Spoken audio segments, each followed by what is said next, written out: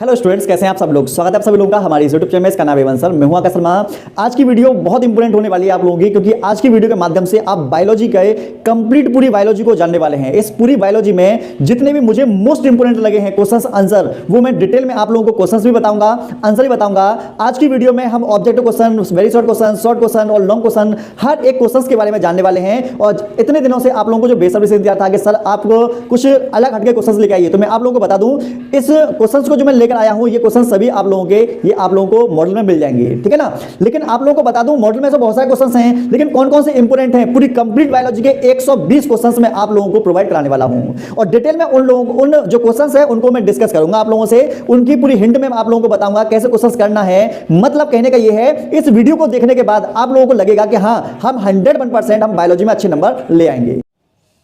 तो चलिए स्टूडेंट्स, हम चलते हैं सबसे पहले क्वेश्चंस की तरफ। और आज की इस वीडियो में क्वेश्चंस के साथ साथ आप लोगों को बहुत सारे मैं कॉन्सेप्ट भी सिखाऊंगा, चीज़ों को मैं एक्सप्लेन भी करने वाला हूं। तो ये हर एक प्रश्न जो है वो आप लोगों के लिए मोस्ट इंपोर्टेंट है। और इस वीडियो के माध्यम से आप लोग 120 जो क्वेश्चंस करके जाओगे ना, तो आप देखेंगे पेपर में आपको बता दें 99% क्वेश्चंस के आंसर जो होंगे, जो मैं कॉन्सेप्ट सिखाऊंगा, जो बातें मैं आप लोगों को बताऊंगा, यहीं से आप लोगों के आ जाएंगे। तो ज़्यादा आप लोगों को टेंशन लेने की जरूरत नहीं है। बस जो बातें मैं आप लोगों को बताता हूँ, जो बातें मैं आपको समझाऊंगा, उनको अच्छे से समझना है बस, ठीक है ना। चलिए बिना टाइम वेस्ट करते हुए चलते हैं हम अपने क्वेश्चंस की तरफ। देखो, पहले आपको यह सीखना है कि प्रश्न पढ़ना कैसे है। जब भी आप लोगों का ऑब्जेक्टिव क्वेश्चन हो, तो पढ़ने का तरीका आपका क्या होना चाहिए, वो आप पहले सीख लीजिए, ठीक है। यदि किसी पौधे की पत्ती, तो क्या कह रहा है ये, पत्ती की कोशिकाओं में गुणसूत्रों की संख्या दे रखी है हमको 24। कितनी दे रखी है, 24। तो पत्ती में कितने गुणसूत्र हैं, पत्ती जो होती है वो द्विगुणित होती है, द्विगुणित की संख्या है 24। तो उसके भ्रूणपोष में गुणसूत्रों की संख्या होती है। चलिए आइए जानते हैं। सबसे पहले आप एक चीज समझो, क्या समझा रहा हूं वो समझ लो, ठीक है ना। पहले आपको बता दें अगुणित, तो जो अगुणित कोशिका क्या होती है, अगर आपको नर या फिर मादा युग्मक बोल दे, क्या बोल दे, नर या मादा युग्मक, तो ध्यान रखना युग्मक हमेशा जो होते हैं वो होते हैं अगुणित, ठीक है। अगर आपको बोल दे भ्रूणकोश, क्या बोल दे, भ्रूणकोश, शब्द पर ध्यान देना। यहाँ पर भ्रूणपोष है और जो मैं बता रहा हूँ ये भ्रूणकोश है, ये भी क्या होता है, अगुणित होता है। भ्रूणकोश के अंदर प्रतिमुख कोशिकाएं होती हैं, सहायक कोशिकाएं होती हैं, अंड कोशिकाएं होती हैं, और ठीक है, ये सब अगुणित होंगे, ये भी ध्यान रखना। और परागकण, क्या, परागकण, ये सब जो है ये क्या है, ये सब अगुणित कोशिकाएं होंगी। पेपर में आएगा परागकण कैसी कोशिका है, तो बताएंगे अगुणित कोशिका है। भ्रूणकोश कैसी कोशिका है, अगुणित कोशिका। नर युग्मक कैसा है, अगुणित। मादा युग्मक कैसा है, अगुणित, ठीक है। पहला कॉन्सेप्ट आपको ये समझ में आ गया। दूसरा कॉन्सेप्ट है हमारा, अगर पेपर में आ जाए द्विगुणित, तो आपको बता दें, अगर ये बोल दे युग्मनज, क्या, युग्मनज दे दे, या मान लो भ्रूण दे दे, ठीक है, या फिर मान लो कायिक कोशिका दे दे, क्या दे दे, कायिक कोशिका, या फिर जड़, तना, या फिर पत्ती, ठीक है। इस तरीके की अगर आपको कोई भी चीज दे रखी है, या फिर दल या वह दल भी दे रखे हैं, तो वो सब होते हैं द्विगुणित, ठीक है ना। और लास्ट में हमारा आता है, लास्ट में हमारा क्या आएगा, लास्ट में हमारा आएगा भ्रूणपोष, क्या आएगा, भ्रूणपोष। और भ्रूणपोष जो होता है वो कैसा होता है, तो आप कहेंगे भ्रूणपोष जो होता है वो त्रिगुणित होता है, ठीक है ना। तो आपको पता है कि पत्ती की कोशिका में हमें दे रखी है 24, तो 2n बराबर 24, तो n बराबर कितना हो जाएगा, n बराबर आपका आ जाएगा 12, कितना आ जाएगा, 12। तो हमें तो चाहिए भ्रूणपोष होता है त्रिगुणित, तो 3 इंटू n बराबर 12 निकाल लिया आपने, ठीक है। तो कितना आ जाएगा हमारा 36। तो इसका आंसर क्या है, इसका आंसर है 36। कैसे आया वो भी आप समझ चुके हैं। और इसके आधार पर और भी अगर कोई क्वेश्चन पूछ लिया जाए, तो उसका भी आंसर आप आसानी से दे पाओगे। भ्रूणपोष कैसा होता है, त्रिगुणित, ये 2022 में यूपी बोर्ड में डायरेक्ट पूछा भी जा चुका है। यकीन ना हो तो आप मॉडल खोल के देखो, मिल जाएगा आपको क्वेश्चन। आई थिंक आप लोगों को ये वाला प्रश्न समझ में आ गया होगा, ठीक है। तो इसका आंसर 36 है। आइए अगले प्रश्न की तरफ चलते हैं। अगला प्रश्न हमारा क्या है, एक प्रारूपिक आवर्त बीजी परागकोश में लघु बीजाणु धानियों की संख्या होती है। तो लघु बीजाणु धानी की संख्या हमसे पूछ रहा है, तो हम बता देंगे। तो देखो, आपने इस तरीके से परागकोश तो बनाया ही होगा ना, याद आ रहा है नहीं, परागकोश के चित्र मैंने कितनी बार बनवाया आपसे। आपको पता है चारों कोने पर इस तरीके की संरचनाएं भी मिलती हैं, चारों कोने पर, ठीक है ना। तो आपको ये भी पता होगा कि परागकोश के सबसे आंतरिक परत जो होती है उसको टेपिटम बोलते हैं, जो अंकुरित हो रहे परागकणों को पोषण देने का काम करती है। क्या देती है, पोषण देने का काम करती है। ये भी मैं आप लोगों को बता चुका हूं, ठीक है। तो चारों कोने पर, चारों मतलब कि परागकोश के चार कोने होते हैं ना, तो इस तरीके से हम बताएंगे कि लघु बीजाणु धानी की संख्या जो होगी वो 4 होगी, ठीक है ना। आइए आगे बढ़ते हैं। बहुत अच्छा प्रश्न है ये वाला। 200 लघु बीजाणुओं के निर्माण के लिए प्रकार्यात्मक लघु बीजाणु मात्र कोशिका में कितने अर्धसूत्री विभाजन होंगे। तो हमसे जो पूछ रहा है यहां पर, वो पूछ रहा है अर्धसूत्री विभाजन की संख्या। तो इस तरीके के जितने भी प्रश्न हैं अगर पेपर में आते हैं, देखो 2019 में ये पूछा जा चुका है। तो देखो मैं तुम्हें एक कॉन्सेप्ट सिखा रहा हूं, ध्यान से समझना। जैसे मैंने यहां बोला आपका लघु बीजाणु लघु बीजाणु मात्र कोशिका। क्या बोला मैंने? मात्र कोशिका। शब्द पर ध्यान देना, ठीक है ना। लघु बीजाणु मात्र कोशिका। इसमें मैंने क्या कराया? मैंने इसमें कराया अर्धसूत्री विभाजन। क्या करा दिया? अर्धसूत्री विभाजन करा दिया, ठीक है। तो अर्धसूत्री विभाजन के बाद यहां पर मेरा बनेगा लघु बीजाणु। क्या बनेगा? लघु बीजाणु बनेगा। ध्यान से सुनते रहना, समझते रहना। अब एक चीज इसमें कॉन्सेप्ट क्या है कि अगर आपका अर्धसूत्री विभाजन से पहले कोई चीज दे रखी है तो हमेशा ध्यान रखना वो द्विगुणित होगी, ठीक है। और अर्धसूत्री विभाजन के बाद जो चीजें बनती हैं वो हमेशा ध्यान रखना अगुणित होगी। पहला कॉन्सेप्ट तो ये है। तो पेपर में आएगा लघु बीजाणु मात्र कोशिका कैसी होती है, तो बताएंगे ये द्विगुणित होती है, ठीक है। पेपर में आएगा लघु बीजाणु कैसा होता है, तो बताएंगे ये अगुणित होता है। और कॉन्सेप्ट सीखो। अगर तुम्हें किसी प्रश्न में लघु बीजाणु दे रखा है और तुमसे लघु बीजाणु का निर्माण, लघु बीजाणु पूछा है, लघु बीजाणु को ध्यान रखना परागकण भी बोलते हैं, इसको क्या बोलते हैं? परागकण, है ना। तो अगर तुम्हें लघु बीजाणु मात्र कोशिका दे रखी हो और अपोजिट लघु बीजाणु दूसरी तरफ अर्धसूत्री विभाजन के बाद वाला जो है वो पूछा जाए, तो तुम्हें क्या काम करना है? जो संख्या दे रखी है उसमें 4 का गुणा कर देना। क्या करोगे? 4 का गुणा, ठीक है ना। तो जैसे मैं एक एग्जाम्पल ले लेता हूं कि 5 पराग मात्र कोशिका है। कितनी? पराग मात्र कोशिका 5 है। तो अर्धसूत्री विभाजन द्वारा कितने लघु बीजाणु बनेंगे? 4 का गुणा करेंगे तो आपका आंसर आ जाएगा 20। कितने बनेंगे? 20, ठीक है ना। समझ में आ गया होगा। यहां पर आपको एक प्रश्न और समझना है, एक मतलब कि कॉन्सेप्ट और सीखना है। अगर तुम्हें लघु बीजाणु ऑलरेडी दे रखा है और अर्धसूत्री विभाजन तुम लोगों से पूछा जाए तो जो दे रखा है उसको मान लो x और 4 का कर देना, आप भाग। क्या करोगे? भाग। आपका आंसर निकल आएगा। हमेशा ध्यान रखना अर्धसूत्री विभाजन की संख्या जब जब निकलवाएगा तो तुम्हें 4 का भाग देना है जो संख्या तुमको दे रखी है उसमें, ठीक है ना। आइए आप प्रश्न की तरफ चलते हैं। प्रश्न की तरफ चलेंगे तो देखो यहां पर अर्धसूत्री विभाजन आप लोगों से निकलवाया है तो तुम्हें क्या करना है? ये दे रखा है, कितना दे रखा है आप लोगों को? आपको दे रखा है 200, ठीक है ना। अर्धसूत्री विभाजन निकलवाना तो मैंने बताया 4 का भाग करना है, तो 4 पंजे 20 और आपका आंसर क्या आ जाएगा? 50। बात समझ में आई या नहीं?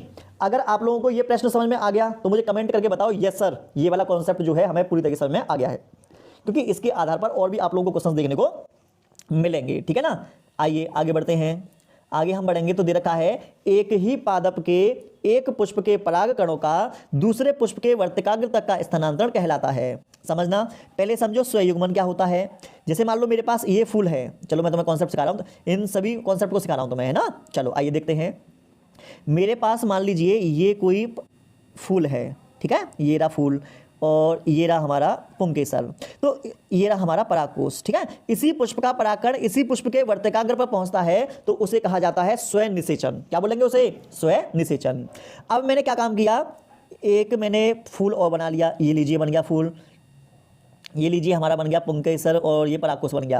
अब मैंने क्या काम किया? हमारे पास पौधा एक है, ए पौधा है, ए पौधे पर 2 फूल लगे हुए हैं। कितने फूल? 2 फूल, मतलब पौधा एक है, फूल 2 है। तो इस पुष्प का परागकण इस पुष्प के वर्तिकाग्र पर जाएगा तो इसे हम बोलते हैं सजात पुष्पी परागण। क्या बोलेंगे? सजात पुष्पी परागण। बात समझ नहीं? चलिए अब ये वाली बात समझ में आ गई आप लोगों के। अगर मैं यहां पर ये कहूं, अगला पॉइंट समझना, मैंने कहा ए मेरे पास पौधा है, बी मेरे पास पौधा है, 2 अलग अलग पौधे हैं लेकिन एक ही जाति के हैं ये दोनों पौधे, ठीक है। तो इस पुष्प का परागकण इस पुष्प के वर्तिकाग्र पर जाएगा तो उसे बोलेंगे पर परागण या पर निषेचन। क्या बोलेंगे? पर परागण। पर परागण में क्या काम होता है? दो पौधे होते हैं और 2 अलग अलग पुष्प होते हैं, ठीक है ना। तो अब हम चलते हैं प्रश्न की तरफ। आइए, इसने कहा एक ही पादप के एक पुष्प के परागकणों का दूसरे पुष्प के वर्तिकाग्र तक का स्थानांतरण बताओ क्या कहलाएगा? आप कहोगे सजात पुष्पी परागण। उसी का उसी में आ जाए तो स्वयं परागण, 2 पौधे हों, अलग अलग पुष्प हों तो परनिषेचन, ठीक है। आइए अगला है पुष्पी पादप का कौन सा भाग अगुणित है? तो देखो जस्ट अभी बताया था हमने थोड़ी देर पहले, याद करो कि जहां भी नर युग्मक दिखाई दे जाए या मादा युग्मक दिखाई दे जाए वो क्या होगा? अगुणित, ठीक है। जड़ कैसी है? जड़ द्विगुणित होगी, पत्ती द्विगुणित होगी, युग्मनज द्विगुणित होगा, ये भी ध्यान रखना। बाई चांस मान लो पेपर में आगे चल के पूछ ले कि युग्मनज कैसा है तो आप बताएंगे युग्मनज द्विगुणित होता है, ठीक है। चलिए आगे बढ़ते हैं। निम्नलिखित में से किसमें कीट परागण होता है? क्या होता है? कीट परागण। जब परागण की क्रिया कीट के माध्यम से होती है तो उसे कीट परागण कहा जाता है। और कीट परागण होता है हमारा अंजीर में, ठीक है। अंजीर में होता है, ध्यान रखना, एक साल्विया करके पौधा भी होता है, साल्विया करके, उसमें भी परागण की क्रिया कीट द्वारा होती है, ठीक है ना। आपको बता दें, इसे भी ध्यान रखना, हाइड्रिला में जल द्वारा परागण क्रिया होता ही है, ठीक है। और ये जलीय पौधा है, जल द्वारा परागण करने वाले पौधे का नाम पूछे तो हाइड्रिला नाम बता सकते हैं आप, ठीक है। आइए आगे बढ़ते हैं। अगला हमारा प्रश्न है, ये काफ़ी अच्छा प्रश्न है ये। प्रश्न बहुत से बच्चों के समझ में नहीं आता, अगर किसी के समझ में ना आए तो हमें बता देना। और ये इस प्रश्न में बहुत दम है, ठीक है ना। जौ के 100 दाने बनाने के लिए, यहां पर आपको बता दें ये दाने की बात कर रहा है, कितना क्या कर रहा है, दाने हैं, ठीक है। दाने का मतलब बीज हैं। बनाने के लिए कितने अर्धसूत्री विभाजन की आवश्यकता होगी, ये हमसे पूछा गया है।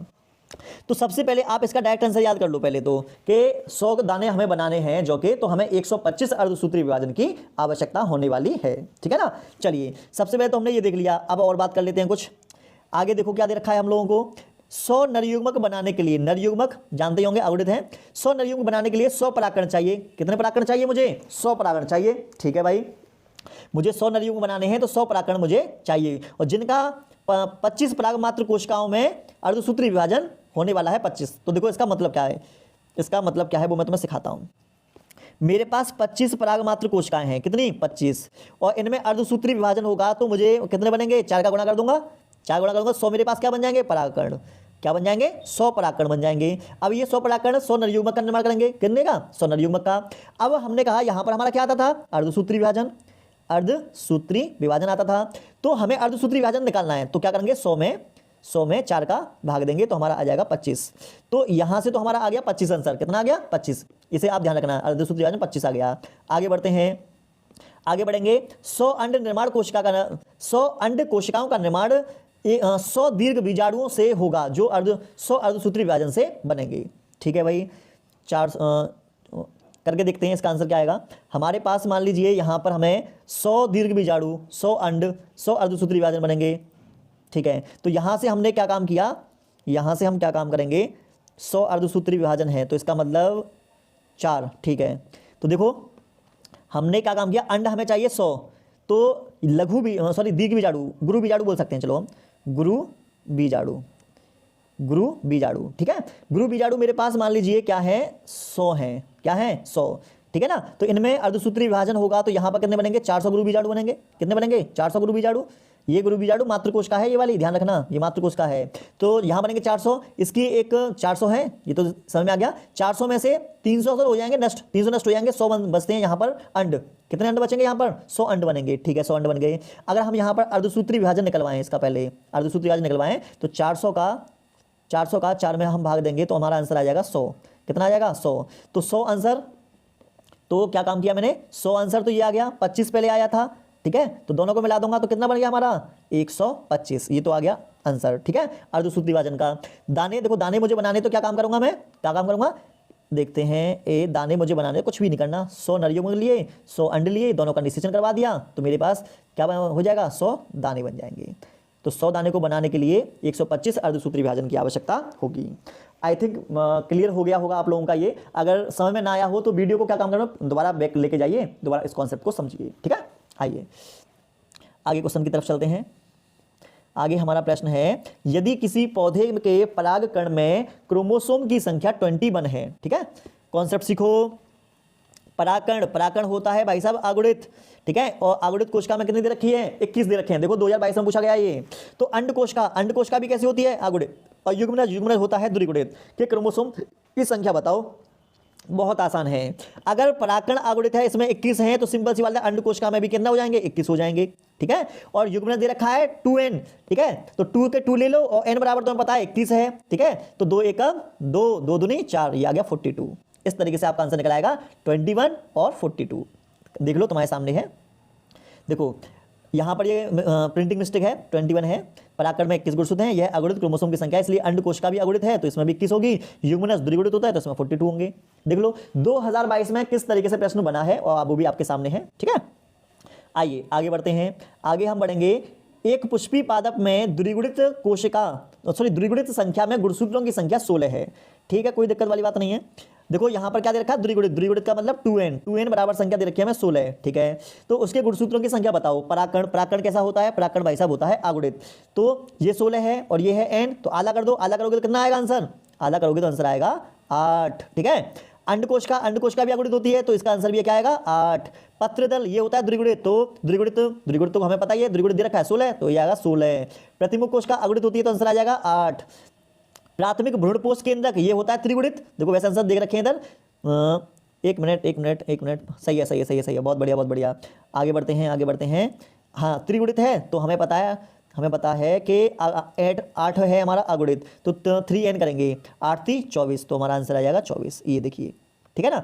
देखो इसका आंसर सबसे अच्छा है, कहना याद कर लो। पराकड़ कैसा होता है? अगुणित, मतलब x, अंडकोश का x, पत्रदल द्विगुणित, प्रतिमुख कोश का अगुणित, प्राथमिक भ्रूणपोष केंद्रक त्रिगुणित। आपको क्या काम करना है? कुछ भी काम नहीं करना, जो वो पूछता चले उसका आप आंसर बता दे, चलो ठीक है। आइए आगे बढ़ते हैं। बहुत आसान प्रश्न है भाई। अब देखो ये वाला प्रश्न मुझे बहुत अच्छा लगता है, काफी अच्छा प्रश्न है और इसके पेपर में आने की संभावना भी बहुत ज्यादा है कि स्वयं परागण की अपेक्षा पर परागण अधिक उपयोगी है। क्यों उपयोगी है ये हमें बताना है। चलो, स्वयं परागण के फलस्वरूप बने बीज अंतः प्रजनन अवनमन के कारण छोटे और दुर्बल होते हैं। तो बात समझ में आई या नहीं? देखो स्वयं परागण की अपेक्षा पर परागण अधिक उपयोगी है, मतलब स्वयं परागण इतना ज्यादा उपयोगी नहीं है एज कंपेयर टू पर परागण के, ठीक है ना। तो स्वयं परागण में क्या कमी है? क्योंकि इसके द्वारा जो बीज बनेंगे वो कैसे होंगे? वो छोटे होंगे और दुर्बल होंगे। लेकिन हमें तो भाई छोटे और बीज दुर्बल थोड़ी चाहिए, हमें तो बहुत अच्छे चाहिए। इन बीजों से उत्पन्न पौधे भी दुर्बल होते हैं। लो, पौधा भी हमारा कैसा आ गया? बेचारा दुर्बल आ गया। अरे दुर्बल नहीं चाहिए हमें, प्रतिरोधक क्षमता कम होती है। तो इस तरीके से आप देख पा रहे होंगे कि अगर पौधा दुर्बल होगा, बीज जो होंगे वो दुर्बल होंगे और हमारा प्रतिरोधक क्षमता हमारी कमजोर होगी, तो पौधा में दम कहाँ रहेगा फिर? समझ रहे हो ना? तो हमारे पौधे में दम नहीं रहेगा। तो इसका मतलब हमारे लिए स्वयं परागण इतना ज्यादा उपयोगी नहीं है। आगे इसी में हमारा दे रखा है, देखते चलना। पर परागण के कारण उत्पन्न होने वाले हेटेरोसिस्ट के फलस्वरूप बने बीज बड़े होते हैं, स्वस्थ होते हैं, संख्या में अधिक होते हैं। तो इसका मतलब हमें देखो बीज अच्छे चाहिए, बड़े चाहिए, स्वस्थ बीज चाहिए और संख्या में भी ज्यादा चाहिए। तो इसका मतलब ये हमारे लिए पर परागण ज्यादा उपयोगी है एज कंपेयर टू स्वयं परागण के। इनसे विकसित पौधे अधिक स्वस्थ, देखो कहो, अधिक प्रतिरोधक क्षमता वाले होते हैं। देखो प्रतिरोधक क्षमता ज्यादा होगी तो सिंपल सी वाली बात है कि पौधा हमारा जल्दी जल्दी बीमार नहीं पड़ेगा। जब वो जल्दी जल्दी बीमार नहीं पड़ेगा तो फायदा क्या होगा कि हमारी उत्पादकता जो होगी पौधे की वो बढ़ जाएगी, ठीक है। आगे अगला पॉइंट, पर परागण के फलस्वरूप पौधे में विभिन्नताएं उत्पन्न होती हैं। तो देखो इसमें क्या उत्पन्न हो रही है? विभिन्नता उत्पन्न हो रही है। विभिन्नताएं जैव विकास का आधार हैं। तो जैव विकास का आधार क्या माना जाता है? पेपर में पूछ ले ऑब्जेक्टिव में कि बताओ जैव विकास का आधार क्या है, तो तुम कहोगे विभिन्नताएं, ठीक है। स्वयं परागण के फलस्वरूप विभिन्नताएं उत्पन्न नहीं होती, अतः जैव विकास में यह सहायक नहीं होता। मतलब पर परागण जैव विकास में सहायक होगा क्योंकि इसमें विभिन्नता है, स्वयं परागण में विभिन्नता नहीं होती इसलिए जैव विकास में भी सहायक नहीं होगा। बहुत अच्छा प्रश्न है, इसे आप बैठकर शांत दिमाग से याद करके चल जाना। तीसरा पॉइंट, पर परागण द्वारा कृत्रिम परागण किया जा सकता है। इसमें प्रजाति में आवश्यक लक्षणों का समावेश भी किया जा सकता है जो कि स्वयं परागण में यह संभव नहीं है। तो इस तरीके से आप समझ चुके होंगे कि स्वयं परागण में कृत्रिम परागण नहीं हो पाता, लेकिन पर परागण में कृत्रिम परागण आसानी से हो सकता है। हम अपने इच्छा के अनुसार अच्छे किस्म के पौधों की नस्लें भी हम तैयार कर सकते हैं पर परागण में। तो इस तरीके से हमारे पास 3 पॉइंट दे रखे हैं। इन 3 पॉइंटों को आप 3 बार बैठकर याद करना। पहले नॉर्मल मोड में देख लो, ठीक है। दूसरी बार में आपको 1.5 में देखना और तीसरी बार में प्रश्न को देखेंगे, क्वेश्चंस को देखेंगे, वीडियो को रोकेंगे, वीडियो को पॉज कर लेना, रोक लेना, आंसर याद करेंगे डायरेक्ट। इस तरीके से आप लोगों को क्रम बनाकर चलना है, ठीक है ना। आगे बढ़ते हैं। अगला हमारे पास है प्रश्न, देखिए अच्छे तरीके से समझिए। प्रश्न है, उन्मील परागणी पुष्पों से क्या तात्पर्य है? क्या अनुन्मीली पुष्पों में परागण संपन्न होता है? व्याख्या कीजिए। ऐसे प्रश्न आप लोगों के बोर्ड एग्जाम में अब पूछे जाएंगे और आपको क्या काम करना है, ध्यान देना। जहां कहीं पर भी एनसीईआरटी एक्सरसाइज, एनसीईआरटी एग्जाम्पलर दिखाई दे उस प्रश्न को बिल्कुल भी मत छोड़ना। मॉडल में अभी से आप कसम खा लीजिए, चाहे वो फिजिक्स का हो, चाहे केमिस्ट्री का हो, चाहे बायोलॉजी का हो, चाहे हिंदी का हो, चाहे इंग्लिश का हो, ज्यादातर केस में 2019, 2019, 2020, 2022 ये वाले तो क्वेश्चंस आपको बहुत अच्छे तरीके से करके जाने ही हैं। और एनसीईआरटी एक्सरसाइज, इस दोनों पॉइंटों को अगर आप अच्छे तरीके से करके जाओगे तो जो व्यक्ति लास्ट समय में, अभी भी जितना समय बचा है इतने समय में भी अगर वो कर लेता है ना, तो पेपर में अभी भी धमाल मचाने के लिए प्रॉपर समय है। बस ये मेहनत तो आप लोगों को करनी पड़ेगी ही। चलो पहले देखते हैं उन्मीली परागणी पुष्प क्या है, ठीक है। ये सामान्य पुष्प होते हैं, मतलब जो आपस में आसपास में जो तुम फूलों को देखते हो ना, वो उन्मील परागणी पुष्प होते हैं, ठीक है। इनके पराकोश एवं वर्तिकाग्र अनावर्त होते हैं। इनमें सामान्यतः पुष्पों की तरह परागण होता है, मतलब सामान्यतः जो पुष्प होते हैं उनमें सामान्यतः जैसे परागण की क्रिया होती है वैसे परागण की क्रिया इनमें हो जाती है। तो ये कुछ नया खास नहीं है। खास तो ये वाला है आप लोगों का अनुन्मीली परागणी पुष्प, ये है आपके काम का। क्लिस्टोगेमस फ्लावर बोलते हैं इसको, ध्यान रखना। अनुन्मिली परागणी पुष्प भूमिगत होते हैं। भूमिगत का मतलब ये पुष्प ऐसे होते हैं जो भूमि के नीचे होंगे। ये सदैव बंद रहते हैं। कैसे होंगे ये पुष्प कभी खिलते नहीं हैं, हमेशा बंद रहेंगे। इनमें सदैव स्वयं परागण होता है। सीधी सी बात है, जब ये खिलेंगे नहीं तो परागण की क्रिया तो कैसी होगी, स्वयं परागण ही होगा। एग्जाम्पल में कनकोआ कोमेलिना, इसका वैज्ञानिक नाम है। खट्टी बूटी, इसको हम ऑक्सेलिस बोल देते हैं, ठीक है ना। चलिए अब हमसे ये क्या कह रहा है, क्या अनुन्मिली पुष्पों में परपरागण संपन्न होता है? तो तुम कहोगे नहीं, इनमें परपरागण नहीं होता। जब इनमें परपरागण नहीं होता तो क्या होगा, परपरागण इनमें नहीं होता। अनुन्मिली परागणी पुष्पों में परपरागण संपन्न नहीं होता, क्योंकि पुष्प के हमेशा बंद होने के कारण किसी अन्य समान प्रजाति के दूसरे पौधे के पुष्प के परागण में इसमें प्रवेश नहीं कर सकते। इन पुष्पों में सदैव ही स्वयं परागण पाया जाता है। स्वयं परागण हेतु ही अनुकूलित होते हैं। तो आप आसानी से बता सकते हो कि अनुन्मिली परागणी पुष्प जो होगा उनमें परागण नहीं होगा। परागण क्यों नहीं होगा, जब हमारा फूल खिलेगा ही नहीं तो दूसरे पुष्प का परागण वर्तिका के पास कैसे आएगा, या इसका परागण दूसरे वर्तिका के ऊपर कैसे जाएगा। खिलेगा पुष्प तब होगा ना, लेकिन ये तो खिलते ही नहीं है, ये तो कैसे होते हैं, बंद। जब ये बंद होते हैं तो इनमें केवल स्वयं परागण ही हो सकता है, पर परागण संभव इनमें नहीं है। ठीक है, क्या काम करोगे, पहले इसको समझ लो, एक दो बार वीडियो को देख लो, उसके बाद मैं प्रश्न को रोक कर आपको क्या काम करना, पहले मैं बोलूंगा, समझाऊंगा, उसके बाद में प्रश्न को पढ़ेंगे और आंसर को यहीं से डायरेक्ट आप याद करेंगे। ठीक है ना। आइए आगे प्रश्न की तरफ चलते हैं हम। पीढ़ी एकांतरण से आप क्या समझते हैं? नामांकित चित्रों की सहायता से आवर्तबीजी पौधों के जीवन चक्र का वर्णन कीजिए। अथवा करके आवर्तबीजी पौधों के जीवन चक्र की प्रमुख विशेषताओं को नामांकित चित्र की सहायता से आप स्पष्ट कीजिए। आवर्तबीजी पौधों में लैंगिक जनन पर विस्तृत व्याख्या कीजिए, टिप्पणी कीजिए। पीढ़ी एकांतरण क्या है? आवर्तबीजी पौधे में जीवन इतिहास को केवल रेखा चित्र की सहायता से वर्णन कीजिए। तो आप देख पा रहे होंगे, और देखो हाल फिलहाल में ये 2020 में भी ये पेपर में आया है। ठीक है, अच्छा प्रश्न है।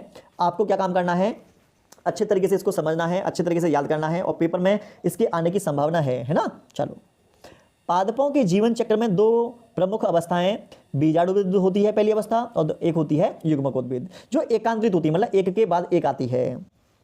इसमें मुख्यतः प्रमुख बीजाणुविद है अवस्था है, जो कि कैसी है, द्विगुणित, और युग्मकोद्भिद अवस्था जो होती है वो कैसी होती है, अगुणित होती है। ठीक है ना।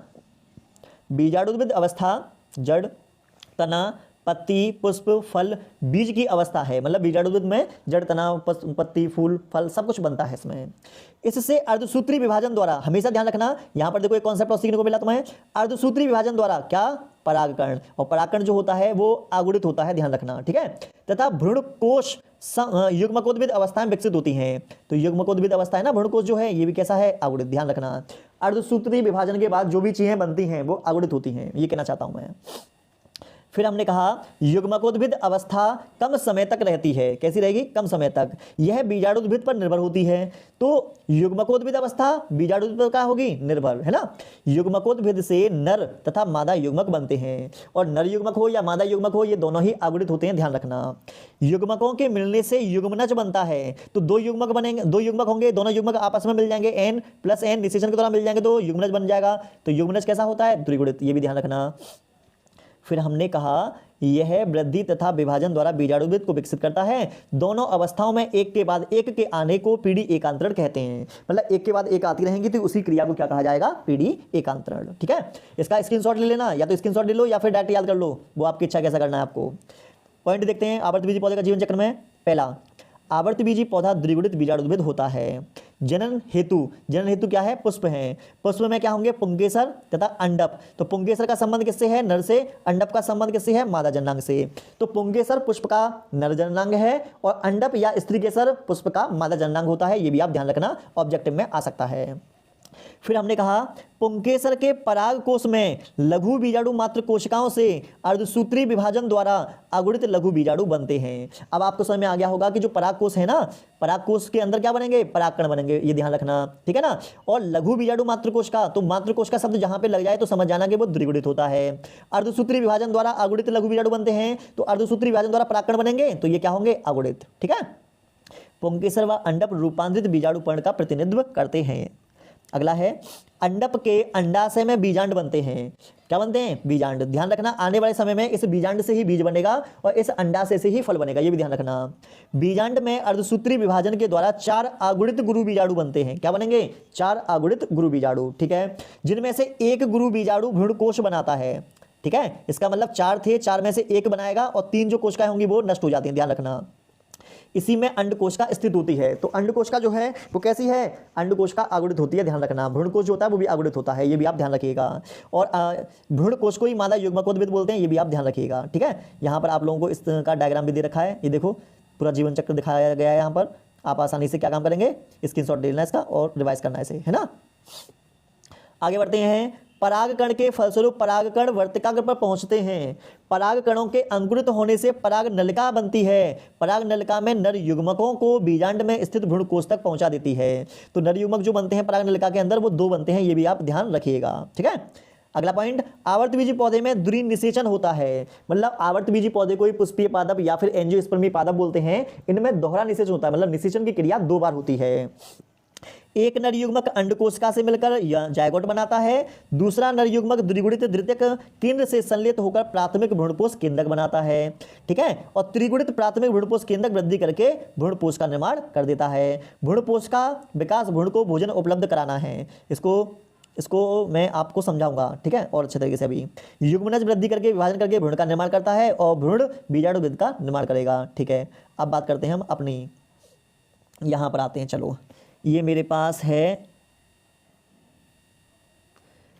है पुष्प है, ऊपर का भाग वर्तिका, ये वाला भाग वर्तिकाग्र नहीं, ऊपर का भाग वर्तिकाग्र, ये वर्तिका, और नीचे का फूला हुआ भाग अंडाशय। अंडाशय के अंदर होते हैं बीजांड, बीजांड के अंदर होता है भ्रूणकोश। ऊपर की तरफ 3 कोशिकाएं होती हैं, नीचे की तरफ 2 कोशिकाएं होती हैं, ये भी आप ध्यान रखना, ठीक है ना। चलिए, ये हमारे पास भ्रूणकोश है, ऊपर की तरफ 3 कोशिकाएं प्रतिमुख कोशिकाएं, ये 2 सहायक कोशिका, ये अंडकोश का, और ये हमारे पास द्वितीयक केंद्रक। इस तरीके से होता है। पराग नलिका में 2 नर केंद्रक होते हैं, ये रे, ठीक है। एक नर केंद्रक अंडकोशिका से निषेचन कर लेगा, दूसरा नर केंद्रक द्वितीयक केंद्रक से कर लेगा, तो यहाँ से जायगोट बन जाएगा, यहाँ से त्रिसंलयन हो जाएगा, तो यहाँ से बनेगा भ्रूणपोष।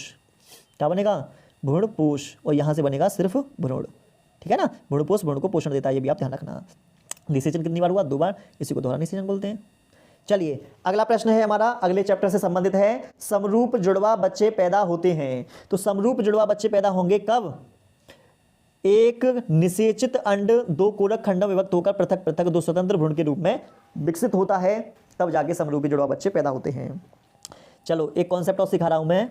एक महिला अपने 1 महीने में एक अंड को उत्सर्जित करती है, एक अंड निकालती 14वें दिन। उस अंड का निषेचन होता है तो एक शिशु पैदा होता है। क्या पैदा होगा, एक शिशु, ठीक है। अगर 5 अंडे निकलेंगे तो 5 शिशु पैदा होंगे, 6 अंडे निकलेंगे तो 6 शिशु पैदा होंगे। अगर पेपर में पूछा जाए कि माना किसी कुतिया ने 6 पिल्लों को जन्म दिया है, तो उस कुतिया के अंडाशय से कितने अंडे निकले होंगे, तो बता देंगे 6 अंडे निकले होंगे। अगर किसी गाय ने 2 बछड़ों को जन्म दिया है, तो उस गाय के अंडाशय से कितने अंडे निकले होंगे, तो बताएंगे 2 निकले होंगे, ठीक है ना। चलो, आगे बढ़ते हैं। निम्न में से कौन नर सहायक नहीं है, सहायक ग्रंथि नहीं है। देखो, एनसीईआरटी एग्जाम्पल दे रखा है, निम्न में से कौन नर सहायक ग्रंथि नहीं है। तो देखो, ऐसे प्रश्न आप लोगों से पूछे जा सकते हैं। तो नर से संबंधित कौन सा भाग नहीं है, ये नर से संबंधित है, ये भी संबंधित, ये भी संबंधित, ये नहीं है। तो आंसर आएगा हमारा एम्पुला या तुम्बिका, ये हमारा आंसर आ जाएगा, ठीक है। अगला है, निम्न में से किसमें 23 गुणसूत्र होते हैं। तो 23 गुणसूत्र जो होंगे हमारे होंगे द्वितीयक oocyte में। इस द्वितीयक oocyte से ही अंड बनेगा। क्या बनेगा, अंड बनेगा, ठीक है। स्पर्मेटोगोनिया, युग्मनज, ओगोनिया, ये द्विगुणित संरचनाएं होती हैं, और ये जो होता है ये अगुणित संरचना होती है, ठीक है। चलो, आगे बढ़ते हैं। सहायक जनन प्रौद्योगिकी की वह तकनीक जिसमें एक शुक्राणु को सीधे अंडाणु में अंतःक्षेपित कर दिया जाता है। समझना, शुक्राणु, क्या बोला मैंने, शुक्राणु। शुक्राणु को इंग्लिश में बोलते हैं स्पर्म। क्या बोलते हैं, स्पर्म। तो देखो, कहीं पर एस दिखाई दे रहा है, इसमें कहीं पर भी एस नहीं है, यहाँ कहीं एस नहीं है, यहाँ कहीं एस नहीं है, यहाँ ऐसा है, ये आंसर। तो इसे बोलते हैं इंट्रासाइटोप्लाज्मिक स्पर्म इंजेक्शन, इसका ये नाम है, ICSI, ठीक है। कॉन्सेप्ट वाइज है, मैंने आराम से पहचान लिया उसको, तुम भी ऐसे पहचानना। किसी समष्टि में बढ़ी हुई शिशु मृत्यु दर, मतलब बड़ी शिशु मृत्यु दर, मतलब ये कहना चाह रहा है कि शिशु की मृत्यु दर बढ़ चुकी है। घटी मातृ मृत्यु दर इसे कैसे प्रभावित करेगी, एक एरो ऊपर जा रहा है, एक नीचे जा रहा है, कुछ समय में आएगा ही नहीं। तो आंसर आएगा हमारा वृद्धि दर में उल्लेखनीय परिवर्तन नहीं लाएगा। या तो दोनों बढ़ रहे होते या दोनों घट रहे होते तो कुछ समय में आता, एक बढ़ रहा है, घट रहा है, क्या समय में आएगा ऐसे। चलिए, आगे बढ़ते हैं। आगे हमारा प्रश्न है, नीचे सगर्भता के चिकित्सीय समापन के बारे में कुछ कथन दिए गए हैं। नीचे दिए विकल्पों में से सही का चुनाव कीजिए। मतलब आपको सही प्रश्न देखना है, ठीक है। चलो देखते हैं सही प्रश्न को। पहला पढ़ें आप। MTP सामान्यतः सगर्भता की प्रथम तिमाही में सुझाई जाती है। पहला बिल्कुल सही है। MTP को गर्भ निरोधक उपाय के रूप में प्रयोग किया जा सकता है, गलत।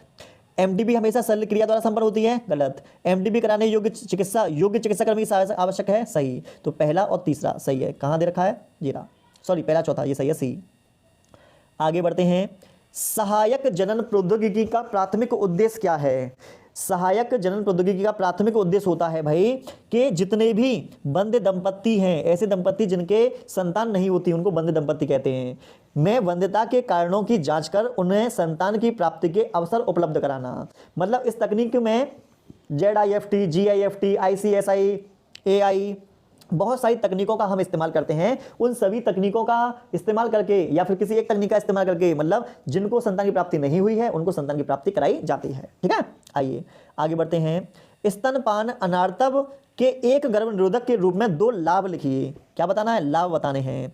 स्तनपान अनार्तव एक कारगर गर्भ निरोधक उपाय है, कारगर गर्भ निरोधक जिसका कोई दुष्प्रभाव नहीं है, मतलब साइड इफेक्ट नाम की कोई चीज नहीं है, बहुत अच्छा है, नेचुरल है। दूसरा, यह पूर्णतः प्राकृतिक उपाय है जिससे शिशु को भी पूर्ण पोषण प्राप्त हो जाता है तथा माँ और शिशु के बीच भावनात्मक लगाव गहन हो जाता है। माँ और शिशु के बीच भावनात्मक लगाव क्या हो जाएगा? गहन हो जाएगा, मतलब अच्छा हो जाएगा। ठीक है ना, आगे बढ़ते हैं। प्रश्न बहुत बढ़िया है ये। GIFT तकनीक में युग्मकों का स्थानांतरण फैलोपियन नलिका में किया जाता है। क्या इसी प्रकार के परिणाम प्राप्त करने के लिए युग्मकों को गर्भाशय में स्थानांतरण किया जा सकता है? कारण बताइए। बहुत प्यारा प्रश्न है और कॉन्सेप्ट वाला क्वेश्चन है। बहुत सारे बच्चे जो है इसको गलत कर देते हैं, लेकिन आप लोगों को गलत नहीं करना, क्योंकि मैं आप लोगों को इसका कॉन्सेप्ट बताऊंगा। देखो क्या है, समझते हैं।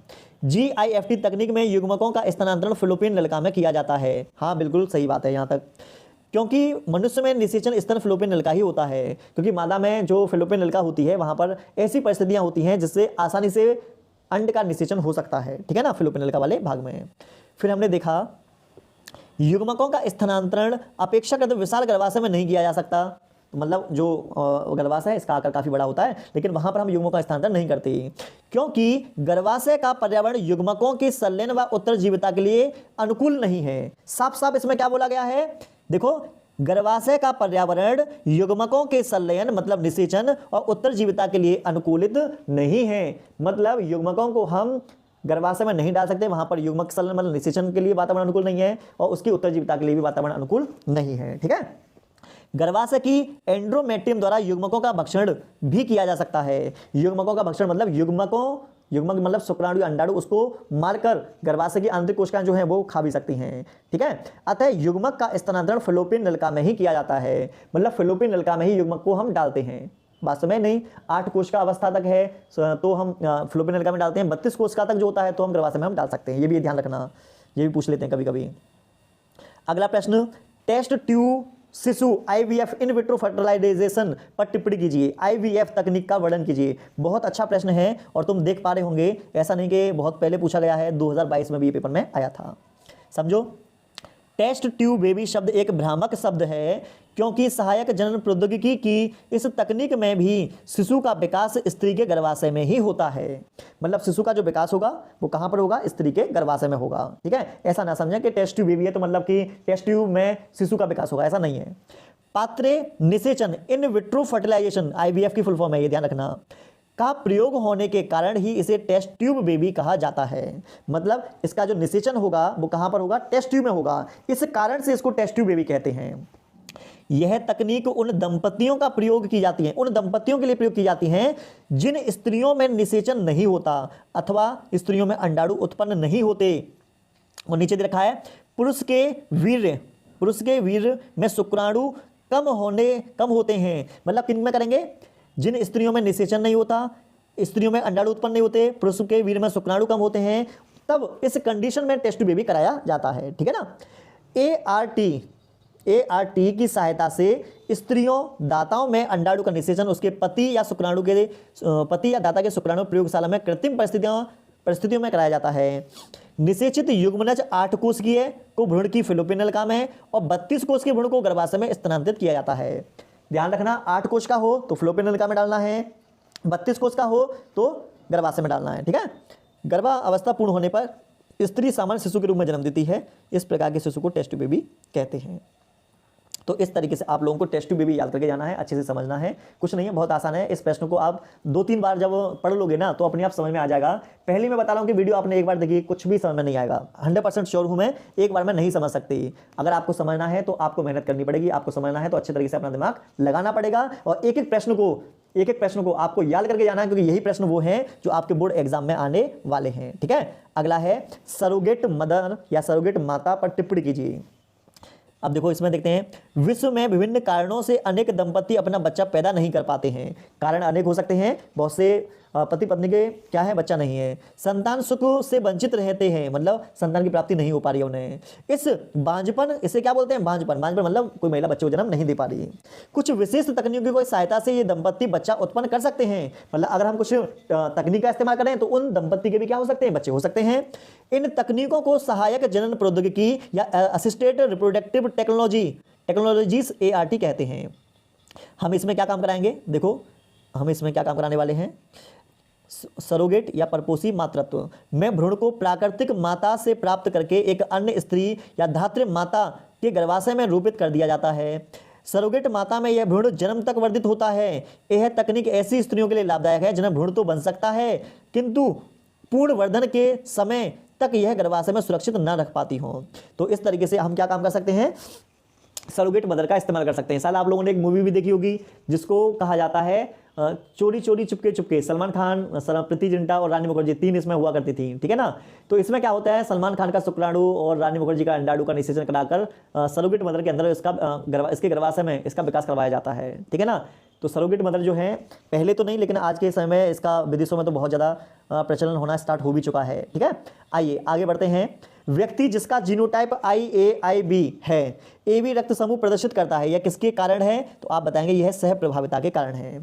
सह प्रभाविता में जब दो तुलनात्मक जीनों के मध्य आपस में संकरण कराया जाता है तो दोनों जीन अपने आप को प्रदर्शित करते हैं, तो उसी को सह प्रभाविता कहा जाता है। और सह प्रभाविता का best example blood group AB को माना जाता है, ध्यान रखना। अगला हमारा प्रश्न है, ZZZW प्रकार का लिंग निर्धारण पाया जाता है, तो ZZZW प्रकार का पाया जाता है पक्षियों में, तो यहाँ पर कौन सा पक्षी है, मोर, ये आ जाएगा आपका आंसर। मानव में AB और रुधिर वर्ग के लिए जीनोटाइप संभव है। देखो ध्यान से सुनना और समझना, IAIO ये है भाई A के लिए। A के 2 जीनोटाइप होते हैं, IAIA ये समयुग्मजी ब्लड ग्रुप A, IAIO ये विषमयुग्मजी ब्लड ग्रुप A, ठीक है। एक तो ये बन गया, मतलब 2 बन गए, 2 हो गए। A के कितने हैं, 2। अब बना रहा हूं मैं B के, IBIO ये है भाई ब्लड ग्रुप B के। तो इसमें समयुग्मजी ब्लड ग्रुप B, विषमयुग्मजी ब्लड ग्रुप B, इन दोनों के हमारे के बन चुके हैं, तो कितने हो गए, 4। अब बना रहा हूं IAIB, तो ये ब्लड ग्रुप है AB, क्या है, AB का 1 है, तो 5 हो गए। अब बना रहा हूं मैं लास्ट IOIO, ये है O का 1, ये बन गया। तो टोटल जीनोटाइप कितने हैं हमारे, 6 बन चुके हैं, ठीक है ना। तो आप देखते हैं यहाँ दे रखा 6, ये राशि। अगला है, प्रभाविता एवं पृथक्करण के नियमों का प्रतिपादन किसने किया, तो बताएंगे ग्रेगर जॉन मेंडल ने किया था। प्रभाविता का नियम दिया, पृथक्करण का नियम दिया, युग्मकों की शुद्धता का नियम दिया, ठीक है, और स्वतंत्र अपव्यूहन का नियम भी इन्होंने दिया था। ग्रेगर जॉन मेंडल जो है ये ऑस्ट्रिया के थे, ये भी आप ध्यान रखना। और क्या याद रखेंगे, इन्होंने पाइसम सेटाइवम जिसको गार्डन पी बोलते हैं, उस गार्डन पी पर इन्होंने अपना अध्ययन किया था। मटर के 7 तुलनात्मक लक्षणों पर इन्होंने अपना अध्ययन किया था। उद्यान मटर जो है, मटर को ही बोलते हैं, तो इस तरीके से आप ध्यान रख सकते हैं, ठीक है। आइए आगे बढ़ते हैं। आगे आप जैसे बढ़ेंगे, मंगोली जड़ता किसके कारण होती है, देख पा रहे होंगे 2022 में आया हुआ प्रश्न है ये, है ना। तो मंगोली जड़ता जो होती है वो होती है 21वीं जोड़ी में अलिंग गुणसूत्रों की एकाधी सूत्रता के कारण। एकाधी सूत्रता का मतलब होता है कि 21वीं जोड़ी में 2 की जगह पर क्या होते हैं, 2 की जगह पर 3 गुणसूत्र आ जाते हैं, इसी को कहते हैं एकाधी सूत्रा, या अगर इंग्लिश में बोलें तो इसको ट्राइसोमी कहा जाता है, ठीक है ना। मंगोली जड़ता को ही डाउन सिंड्रोम बोलते हैं, ये भी ध्यान रखना आप लोग। अगला प्रश्न काफी इंपोर्टेंट है, देखो 2022 में आया हुआ है ये भी।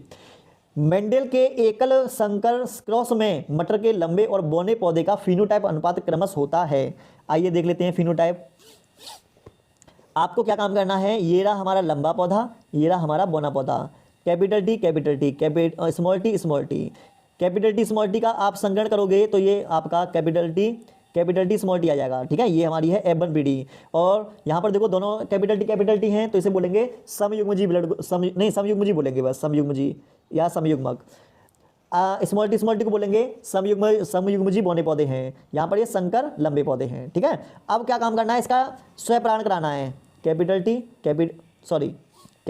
स्मॉल टी, इसका स्वयं कराएंगे तो आपका आएगा कैपिटल टी, दूसरा कैपिटल टी स्मॉल टी, तीसरा कैपिटल टी स्मॉल टी, चौथा स्मॉल टी।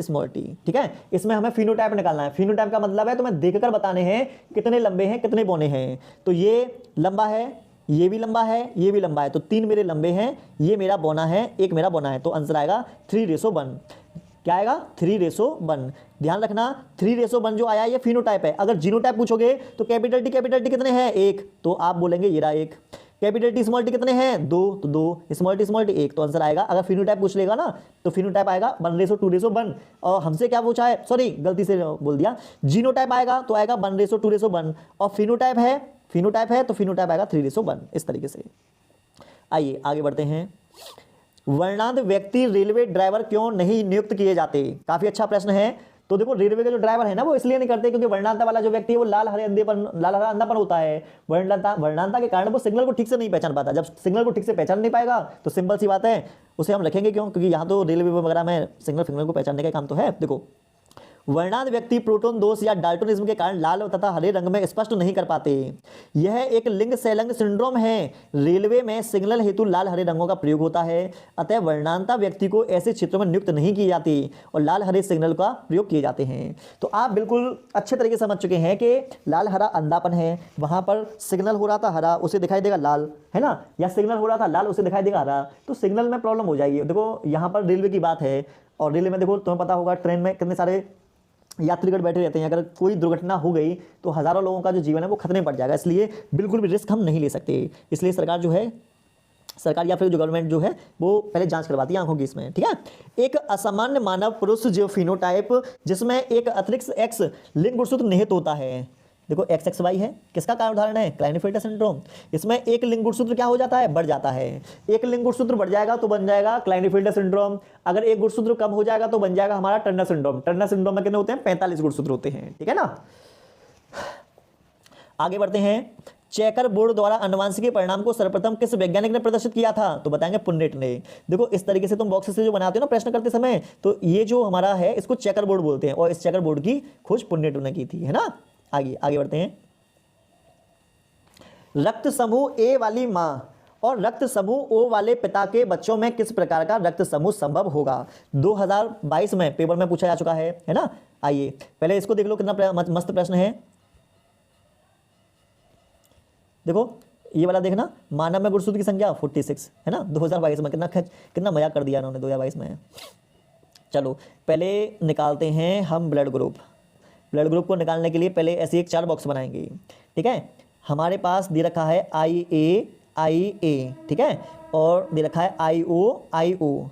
ठीक है, अब आपको क्या काम करना है, इन दोनों का क्रॉस कराना है, इसके अंदर डालना है IO, फिर इसका करो IO, फिर इसका इसके साथ करोगे IO, इसका इसके साथ करोगे IO। तो हमारे आपको दिखाई दे रहे होंगे 4 प्रकार के ब्लड ग्रुप आए हैं। नहीं 4 प्रकार नहीं, चारों ब्लड ग्रुप एक जैसे आए हैं, ब्लड ग्रुप A। ठीक है ना, विषम युग्म जी। दूसरी कंडीशन हमारी क्या बन सकती है इसमें, दूसरी कंडीशन देखते हैं। दूसरी कंडीशन में करने के लिए तुम्हें 4 बॉक्स ही बनाने हैं। अब यहाँ तुम्हें करना है IO, ये विषम युग्म ब्लड ग्रुप लिया इस बार तुमने। ठीक है, और ब्लड ग्रुप O वाले के साथ संकर कराओ इसके साथ IO, इसका इसके साथ कराओ IO, इसका इसके साथ कराओ IO, इसका इसके साथ कराओ IO। तो इस तरीके से इसमें 50% तो ब्लड ग्रुप क्या बनना है, A बनना है, और 50% ब्लड ग्रुप क्या बनना है, ब्लड O बनना है। तो इस तरीके से आपने देखा, दोनों ही संभावना देख ली, समयुग्मजी ब्लड ग्रुप A की भी देख ली और विषम युग्मजी ब्लड ग्रुप A के हिसाब से भी देख ली, है ना। तो आप लोग इस तरीके से क्या कर सकते हो, ब्लड ग्रुप को आसानी से निकाल सकते हो। कुछ भी नहीं करना, आपको बस इतना ध्यान रखना है कि पहले बॉक्स बनाओ, बॉक्स बनाने के बाद में जो ब्लड ग्रुप दे रखा है एक तरफ लड़का का लिख दो, एक तरफ लड़की का लिख दो, क्रॉस मैच चला के बॉक्स में डाल दो, आपका आंसर आराम से निकल आएगा। आइए अगला देखते हैं, लाल हरी वर्णांता वाला प्रश्न है। लाल हरी वर्णांतता की आवृत्ति पुरुषों में महिलाओं की अपेक्षा कई गुना अधिक क्यों होती है? इसका कहने का सेंस बस इतना है कि पुरुषों में वर्णांतता ज्यादा होती है लड़कियों की तुलना में या महिलाओं की तुलना में। कारण क्या है, कारण जान लो। चलो कारण जानने से पहले कॉन्सेप्ट जान लो। मैंने लिखा XCX, ये है वाहक लड़की, का है वाहक। मैंने लिखा XCXC, ये है वर्णांध लड़की, का है ये वर्णांध लड़की है। मैंने कहा XCY, ये क्या है, ये वर्णांध लड़का है, क्या है ये हमारा हो गया भाई साहब लड़का। अब ध्यान से सुनना, यहाँ पर लड़कियों में तो 2 X होते हैं, अगर एक X पर आता है तो लड़की वाहक हो जाती है, इसमें रोग नहीं होगा, इससे आने वाली जो लड़की होगी उसमें रोग होगा। XC हुआ तब वर्णांध लड़की बनेगी, तब इसमें रोग आएगा, ठीक है ना। लेकिन लड़के में एक X होता है, उसी X पर हमारा C कलर ब्लाइंडनेस का जीन आ जाए तो आपको बता दें वो वर्णांध लड़का हो जाता है, डायरेक्ट लड़के में बीमारी आती है, ठीक है, लड़के वाहक नहीं होते। तो इसलिए लड़कियों की तुलना में लड़कों में इस रोग की संभावना जो है वो ज्यादा होती है। अब आपको क्या काम करना है, अब आपको इसे पढ़ के देखना है। लाल हरी वर्णांता एक X लिंग्ड सहलग्न अप्रभावी विकार है। मोस्ट इंपोर्टेंट, X सहलग्न अप्रभावी विकार, विकार का मतलब रोग होता है, ठीक है। महिलाओं में 2 X क्रोमोसोम होने के कारण यह समयुग्मजी अवस्था में प्रकट नहीं होता, क्योंकि सामान्य एलील प्रभावी होता है। पुरुषों में केवल एक X क्रोमोसोम पाया जाता है, अतः पुरुषों में दूसरा Y क्रोमोसोम इसका संजात नहीं होता, मतलब Y गुणसूत्र पर इसके जो जीन होते हैं वो नहीं मिलते, है ना। फलस्वरूप पुरुषों में यह अभिव्यक्त हो जाता है। स्त्रियों में रोग की अभिव्यक्ति के लिए उसका क्या करना पड़ेगा, रोगकारी जीन के लिए समयुग्म की अवस्था में आवश्यक है, और ऐसी स्थिति बहुत कम बनती है। मतलब XC वाली जो परिस्थितियां हैं वो लड़कियों में कम बनती हैं, और XCY अवस्था वाली जो अवस्था है वो पुरुषों में ज्यादा बनती है। मतलब इसलिए पुरुषों में वर्णांता की संभावना जो होती है वो ज्यादा होती है एज कम्पेयर टू लड़कियों के। आइए आगे बढ़ते हैं। तो इस तरीके से आपने ये क्वेश्चंस किया, ठीक है। अब हम चलते हैं इस वाले प्रश्न की तरफ। एक स्त्री जिसका रक्त समूह O है, उसने एक पुरुष जिसका रक्त समूह AB है से विवाह किया, उनकी भावी संतानों में कौन कौन से रक्त समूह हो सकते हैं, रेखा चित्र द्वारा समझाइए। तो देखो आप लोगों को क्या काम करना है, इसका पहला पार्ट जो है वो यहीं तक कर लेते हैं क्योंकि बहुत सारे क्वेश्चंस हो जाएंगे। इसका अगला पार्ट जो है इसके जस्ट बाद आ जाएगा, तो आपको क्या काम करना, अगला पार्ट के लिए आप लोग बिल्कुल तैयार रहिएगा। तो नहीं ऐसा ना कि क्वेश्चन हमारे पास बहुत सारे हैं तो वीडियो हमारी बहुत ज्यादा लंबी बन जाएगी, तो इसलिए आपको क्या काम करना है, इसका जो अगला पार्ट है, इसका अगला जो पार्ट है वो बहुत जल्द आप लोगों के लिए प्रोवाइड करा दिया जाएगा। तो अभी हमारा ये मतलब कि जो कंप्लीट बायोलॉजी है ये सीरीज खत्म नहीं हुई है, इसका अगला पार्ट बहुत जल्दी आ जाएगा। तो अभी आपको क्या काम करना है, इस क्वेश्चंस को आंसर सहित आपको याद करने हैं। इसके जस्ट बाद मैं दूसरी वीडियो, इसका अगला पार्ट मैं जल्दी लेकर आऊँगा, जिसमें अभी बहुत सारे क्वेश्चंस देखो हमारे रह गए हैं। देखो ये क्वेश्चंस रह गया अभी हमारा, ये वाले क्वेश्चंस रह गए हैं, ये क्वेश्चंस रह गए हैं, बहुत इंपॉर्टेंट क्वेश्चन अभी बाकी हैं, अभी उनको भी हमें आप लोगों को कराना है। तो अभी के लिए इतना ही काफ़ी है, क्योंकि बहुत ज़्यादा लंबी वीडियो बन जाएगी तो आपको समझ में भी नहीं आएगी, तो इसलिए पार्ट वाइज कर लेते हैं। जितने पार्ट इससे बन जाएंगे हम देख लेंगे, लेकिन जितने क्वेश्चंस मैंने पढ़ा दिए हैं, जितने क्वेश्चन समझा दिए उनको समझते हुए आप इन्हें करके जोड़ लाइएगा, ठीक है। मिलते हैं नेक्स्ट वीडियो में, और ज़्यादा से ज़्यादा इस वीडियो को आप शेयर करो जिससे कि और लोगों को भी इन्फॉर्मेशन मिल सके। और उसके साथ साथ में आप लोगों को क्या काम करना है, वीडियो को देखना है, समझना है बहुत अच्छे तरीके से, चैप्टर वाइज, हर एक चैप्टर वाइज मैंने क्या काम कर रखा है आप लोगों के लिए। बायोलॉजी के शॉर्ट नोट्स बना रखे हैं, शॉर्ट नोट्स देखो। बायोलॉजी में मैंने यूपी बोर्ड में 90 नंबर कैसे लेके आने हैं वो मैंने बता रखा है, उसे देखो। उसके साथ साथ में सैंपल पेपर मैंने दे रखे हैं आप लोगों के लिए, उन सैंपल पेपर को भी आप लगाओ, ठीक है ना। इस तरीके से आप लोगों को तैयारी करनी है, और इस तरीके से तैयारी करते हो तो आप लोग